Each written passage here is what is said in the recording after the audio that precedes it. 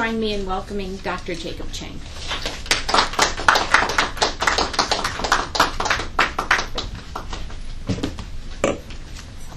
Thank you so much, Heidi. I'm so glad to be here this afternoon. I know all of you are high school teachers. The best memory I have is with my high school teachers. They really taught me a lot, also nurtured my growing up. So I always appreciate my high school teachers as well as my high school classmates. The best friends I have until now are my high school classmates. And I also admire your dedication to education. In our society, the Asian society, Taiwan Chinese society, we emphasize so much on education, and our culture also teaches us to respect teachers. We have a saying, one day a teacher, the whole life a father or a mother. So the teacher is just like a parent to us. So I really salute you for coming to this seminar sponsored by the World Affairs Council of Washington, D.C. On the door outside, you see we have several pamphlets on Taiwan. First thing, maybe I can start with a joke. Because when I came here some 30 years ago, I went to George Washington to study. And at that time, the foreign students from Taiwan was number one in the U.S. So we have over 40,000 students from Taiwan. We were all new here, and one of my Taiwanese classmates told me the other day he just brought some checks and money orders from Taiwan, and he wants to deposit the money. Then he came here, so I come to the World Bank to deposit. They said, no, the World Bank is not a bank. So as I progressed in my study here, actually I went to a law school here, but please do not hold it against me. My advisor said, well, why don't you write something on World Bank? I thought it was easy, but it turned out not to be very easy, because the World Bank is one of the largest international lending institutions, and so many red tape to get the materials I want. I began my presentation with a joke. Many more people, I definitely believe it's not you, who confuses Taiwan with Thailand. So if I say, well, where are you from? I say, Taiwan. Oh, Thailand? The Thai food? Oh, no. Taiwan. This is the first myth. Second, some newspapers still do now. When they refer to Taiwan, they will say Taiwan, renegade province of China, which is wrong. We're not a renegade province or a breakaway province. The story, as you may know, that's many years ago. Our country, Taiwan, but our official name is a Republic of China on this pamphlet, which was established in 1912. The People's Republic of China, PRC, was founded in 1949. By this simple historical background, you can see who is breaking away from whom. Because we're older, they're younger. The government moved to Taiwan just because at that time we lost the war with the Communist Party. We lost the war. I think the main reason was, for you, World War II began for Americans, World War II began in 1941. For us, World War II began 1931. Because that's the year Japan took Manchuria. So we have this war long time before you. And after the war with Japan, I think the government, the people, the soldiers were so exhausted they really didn't want to fight another war, especially with our countrymen. And the communist force, they were able to use this psychological factor, telling the soldiers, why should you fight with your brothers and sisters? So they won not only by material means, but also by spiritual as well as psychological warfare. So the government moved from mainland China to Taiwan. There were about 2 million people went to Taiwan with Chiang Kai-shek, the very famous ruler of whole China at that time. For a long, long time, Chiang Kai-shek had a dream of going back to China. Unfortunately, he died in 1975 and never achieved his goal. But recently, there's a book published about the good things or bad things about Chiang Kai-shek. And one of the findings by the author was, we really cannot say who won the war, who lost China. The reason is now in China alone, every day we have 1 million Taiwanese people live on mainland China. Out of so many things made in China, I would say maybe a lot of them, the owners are Taiwanese. The iPhones, which you probably are using, is made by a company called Foxconn. The owner is Taiwanese.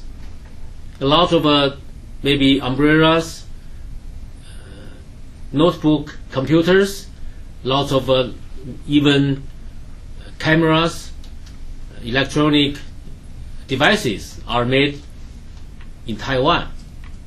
So you may ask, how come Taiwan and China do not want to be one again?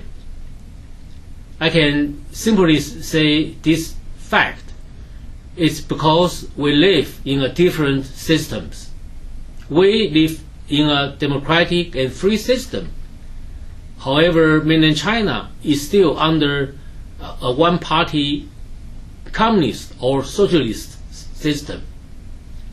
Hong Kong, many of you probably even have heard of or have visited, now is a special administrative area of China. You see the Hong Kong, they have 2 flags. One is Chinese flag, 1 star with 4 small stars. The other is the Hong Kong Special Administrative Area flag. They belong to China. They reverted to China back in 1997 because there was a lease, 99-year lease. The British government leased Hong Kong from China. But for Taiwan, it's different, because Taiwan has always been the territory of China. As I said, our official name is also China. So we elect our own president, our own members of Congress. We are not Hong Kong. The chief executive officer of Hong Kong is appointed by the Chinese government. Hong Kong is the so-called one country, two system formula. One country is China, two system is one socialist system, the other is a capitalist system in Hong Kong. Originally, this formula was going to be applied in Taiwan, but Taiwan, we just refused to accept that because we elect our own president, we own our own military forces, people are free, people can practice every religion he or she chooses. Many of you live in this town may encounter or have seen the practitioner of a Falun Gong, the spiritual movement. China really hates the practitioners of a Falun Gong. The reason, I think, is because they are organized groups. The Chinese government just hate any organization that have organizations because they were afraid that their thinking of something bad against the government. So any organized activities are banned in China. People went to China, they may see there are some elections, yes, but the levels of elections are just village and city. They're not provincial, of course, not national elections. Why Taiwan matters is another thing I want to say. Because if you look at our introduction here, Taiwan is pretty small. The size, we have 23 million people. The area is 13,000 square miles. It's about Connecticut and Maryland combined. 23 million people is pretty huge. And the land, 3/4 of the land are mountains. So the arable area is very, very limited. And we do not have any natural resources. We do not have gas, petroleum. But we have, on the other hand, we have a lot of natural disasters. There was statistics, earthquakes here in eastern part of the states, not too often. But in Taiwan, each year we have over 2,000 earthquakes.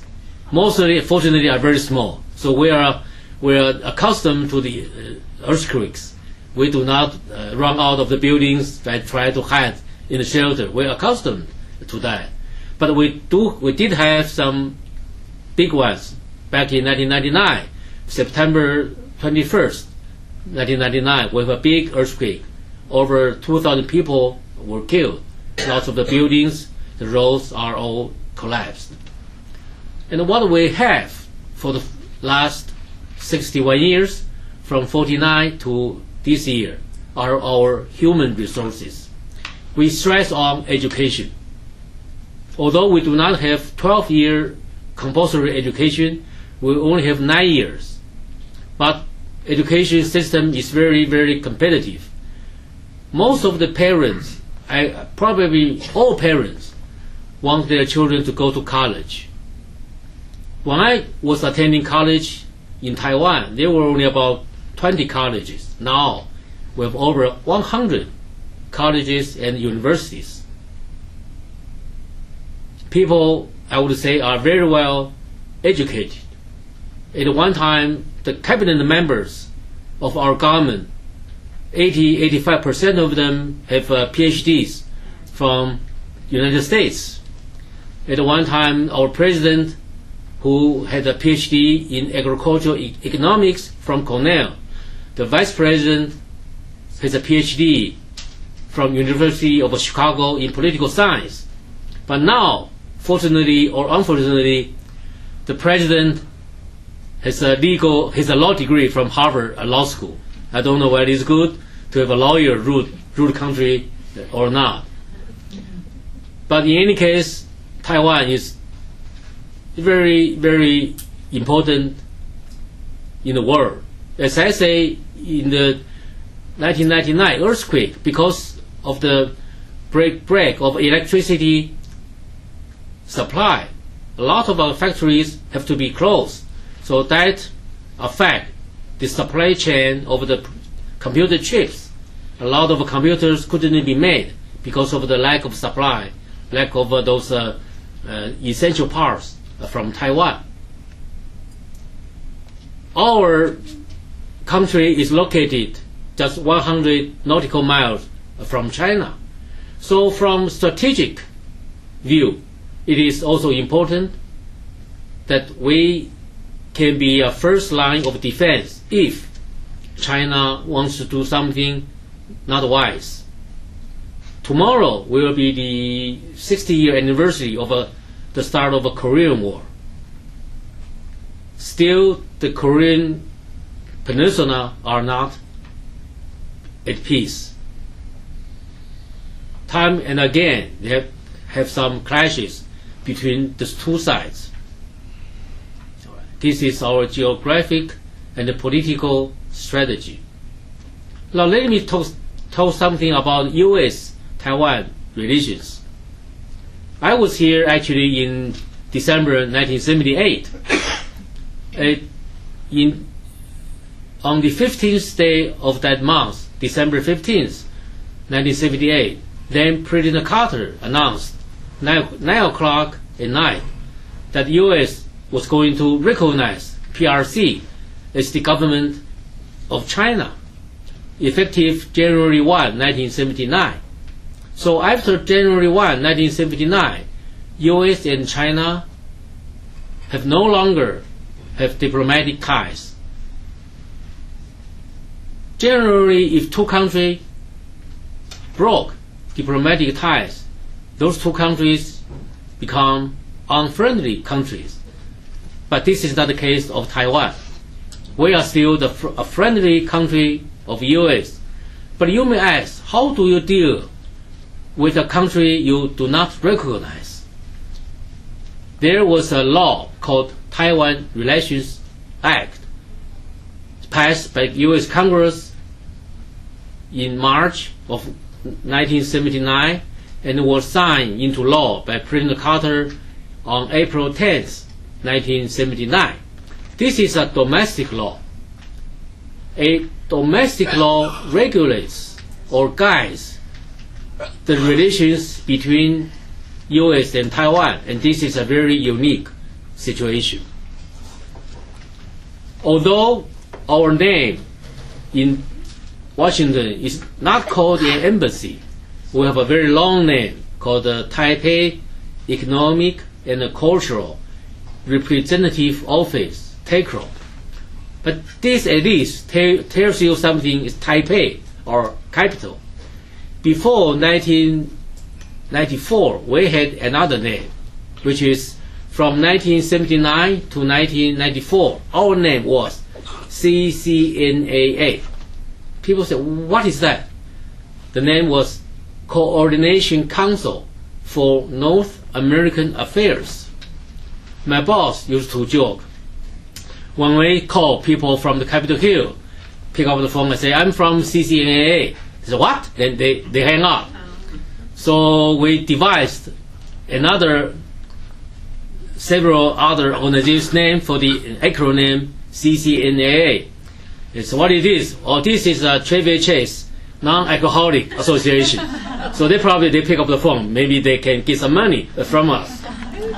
But in 1994, President Clinton allowed our name to be changed to CCNAA. Without diplomatic ties, but with Taiwan Relations Act, the U.S. recognized Taiwan. Still, it's a separate country from China under the U.S. law. So we can sue in U.S. court.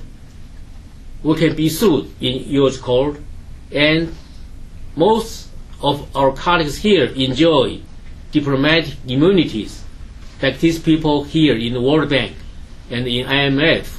We call immunities equivalent to international organizations' immunities. And one good thing is we don't have to pay tax. However, in international organizations, if you have time, you go out and you see the publications by the World Bank, you cannot find anything on Taiwan because China is a member of IMF and World Bank, and we are not. So they include our statistics in their numbers, which actually is kind of unfair, because our GNP per capita is about $14,000 US per year. In China, at most, maybe $6,000 US per year.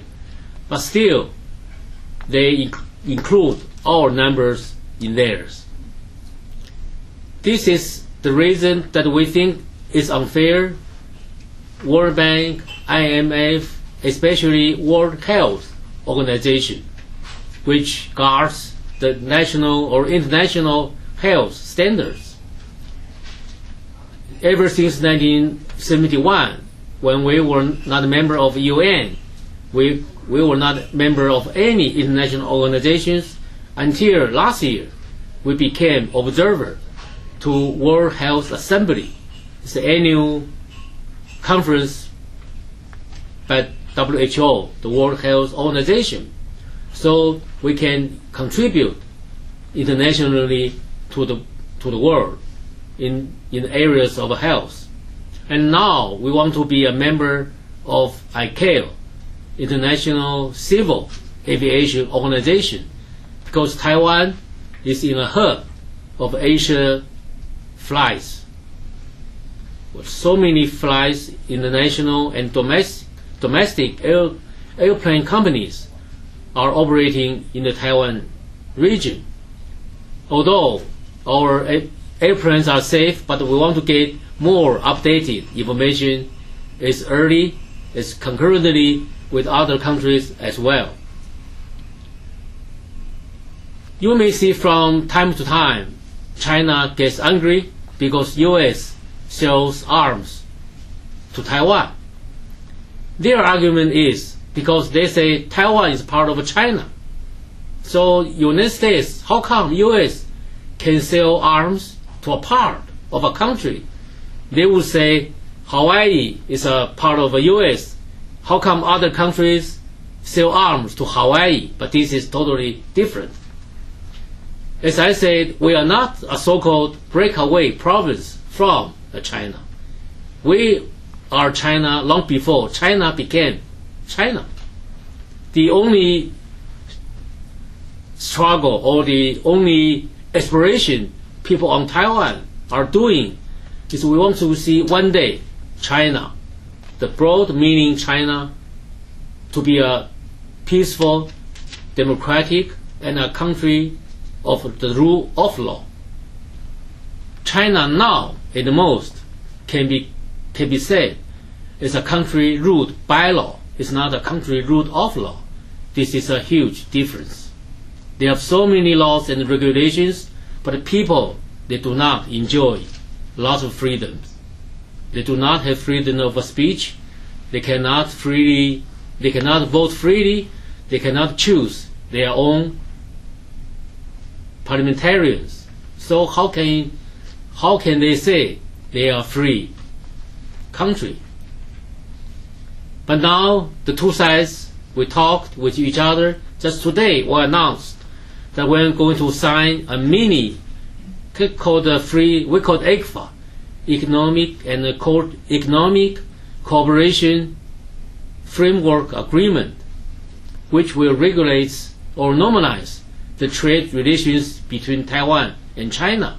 Each side will enjoy some of a reduction of tariffs to zero. Because although the two sides trade with each other very closely, still we have a lot of trade barriers. China signed a lot of trade agreements with ASEAN, with other countries. Those, though they can zero the trade tariffs. So if we do not sign this trade agreement with China, we'll be at a great disadvantage. So this is the reason today you probably will read something in tomorrow's newspaper that Taiwan and China sign an ECFA. Actually, we just concluded the negotiation. The agreement will be signed next Tuesday in Chongqing, the place in China. As I said, people to people economic relations are very good. However, across the Taiwan Strait on the Chinese borders, they still deploy over 13,000 missiles against Taiwan. Those missiles can easily reach Taiwan 7 and 8 minutes. So, like many countries, we have been under threat, military threat, from China for over 60 years. This is the reason that we still have to purchase adequate defense weapons to defend ourselves. We negotiate with China now, yes, but we do not want to negotiate out of fear. We do not fear to negotiate, and we have to negotiate with strength. When we have strength, we can boldly negotiate. Otherwise, we do not have any bargaining chips. So this is the reason when you read something, China is angry because U.S. sells arms to Taiwan. This is not only because the U.S. has a legal obligation under the Taiwan Relations Act to sell arms to Taiwan. It is also a moral obligation because U.S. and Taiwan and Republic of China, our official name, we fought in World War II against a common enemy. We fought against Soviet communist influence during the Cold War era. There's no reason that U.S. could abandon a democratic Taiwan. As I said, we do not have many formal diplomatic ties. Actually, in the whole world, only 23 countries recognize Taiwan as a country. Other 160 countries do not recognize Taiwan as a country. However, we have offices throughout the world, over 150 offices. In any place you can imagine, we have offices. Finland, Norway, Indonesia, Thailand. And the only country that, or a unique case, is the Holy See. We have a diplomatic tie with the Holy See. That's the only European country recognize us, because the Chinese government, they of course wants to establish diplomatic tie with the Vatican, but the only condition first, those bishops have to be appointed not by the Holy See, but by the Chinese government. Secondly, they have to cut off the diplomatic tie with Taiwan. Although we are a small country, but I have to tell you, on the island, we have about 300,000 to 350,000 Catholics on the island. Well, of course, China, there are millions of Catholics. From time to time, you read their so-called home churches. Those churches not sanctioned by the government, because the government, they have their own called patriotic church. The priests, bishops, kind of like officials appointed by the government. They do not owe their allegiance to the Holy See. So this is the reason that the Vatican still recognizes us. In the U.S., we have another 12 offices throughout the territory and the continent. We have offices like Chicago, San Francisco, L.A., Kansas City, New York, Miami, and Houston, and we do have offices in Honolulu and Guam. So we have a very, very close tie with the U.S. Out of 50 states, 42 states have the sister states relationship with Taiwan. So people to people, not only trade, students, we're pretty close. And I really do not want to just occupy of you with my presentation. I really want to hear whether you have any questions that I like to answer. I think that may make this conversation more interesting. Thank you.